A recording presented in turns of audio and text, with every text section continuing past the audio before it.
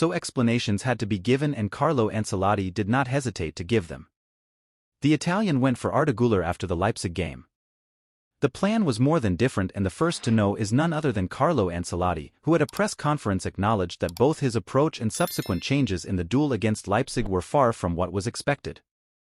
Honest talk with Arda Güler to give explanations about a night where the best thing was the result.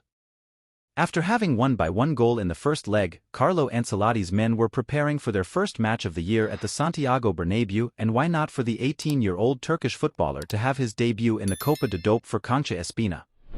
It was the initial plan, and one that was blown up just when it began to become clear that they would have to suffer to reach the quarterfinals of the Champions League. The best example to understand the nervousness that was experienced yesterday at the Real Madrid stadium can be understood from how Ancelotti barely made 3 of the 5 substitutions that he was authorized to make. Güler was not one of these, and for now the Turk will have to wait for the quarterfinals of the European Cup to try to have his first minutes at the Santiago Bernabéu when the Orejona anthem plays. Sincere talk. The coach's idea was to give the Turk some minutes in the second half if the tie was on track.